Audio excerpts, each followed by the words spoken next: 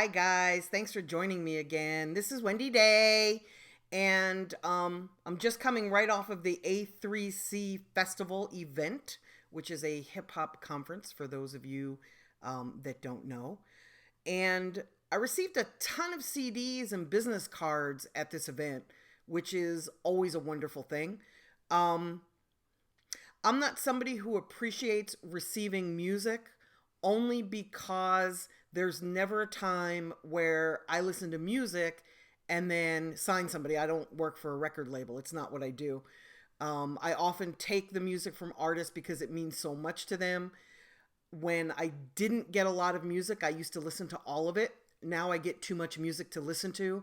And rather than play favorites and listen to some and not others, I just don't listen to any, except, unless it's my client.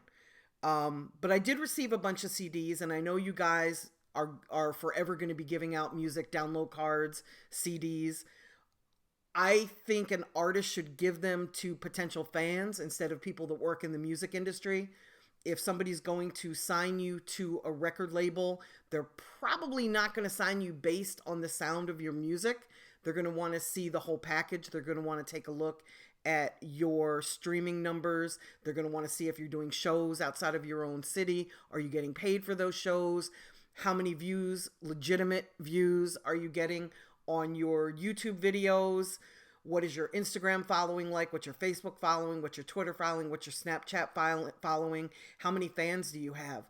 And you don't build fans by giving out your music at music industry conferences to people like me, to people inside the industry. We're not fans. We do this for a living. I mean, I'm a fan, but you're not going to hand me music and I become a fan of yours. I do this for a living.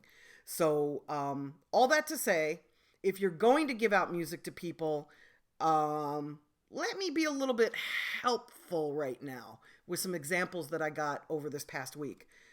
This is a CD that was given to me by an artist at A3C. For some reason, he hand wrote in Sharpie on the CD.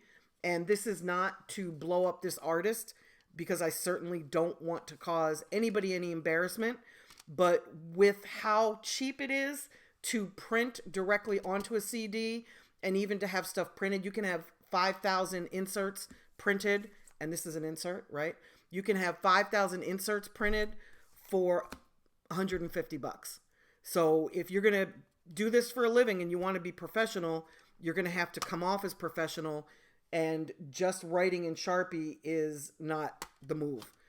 Shout out to the gentleman who gave this to me and allowed me to use it as an example. I appreciate you, and I hope this helps you in terms of stepping your game up. I certainly don't mean to call you out or embarrass you. Some people print directly onto the CD because they don't want to spend the money to have an insert printed. That's fine. Make sure that your phone number or your email is on here somewhere. You want it so that people can contact you. It is here.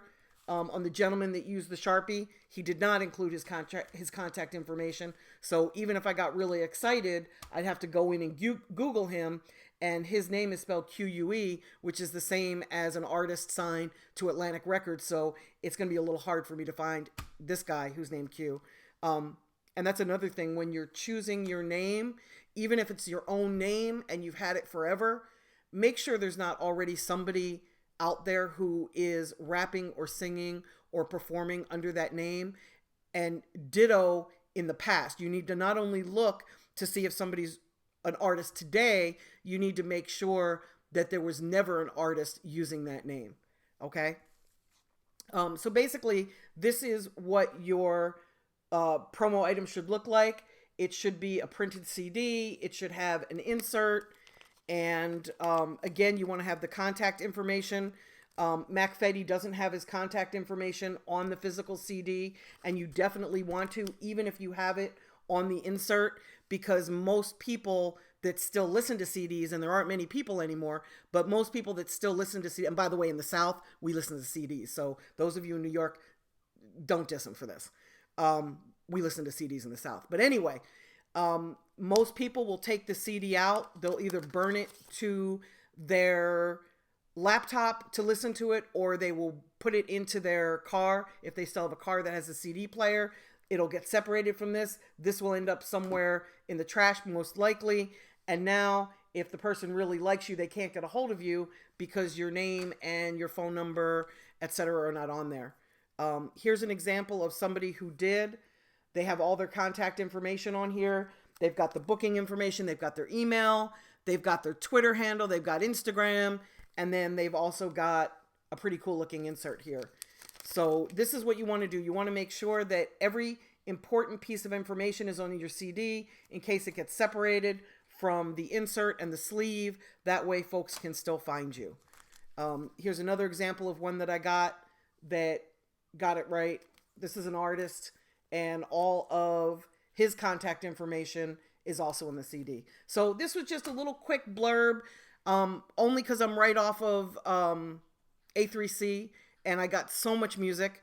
The ones that really stand out, however, are these. This is a gentleman who is a beat maker, Tro Beats. And what he did was he pressed up these things that look lovely like business cards, but it's got the stick so that I can put it right into my laptop and I can listen to his beats. He even sectioned them for the different types of beats that he has. So he's got different genres of sounds on here.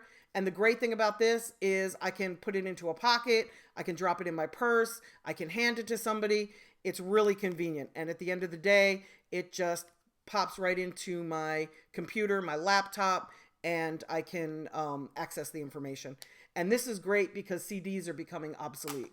They're not obsolete yet, but they're becoming obsolete. Okay, guys, thanks for joining me. Hope that if you're going to give out CDs and music and download cards, that you make sure all of your information is on there. You make sure that it's professional. The sound of the music is awesome. And that's it. This is Wendy Day. Thanks for joining me. Bye.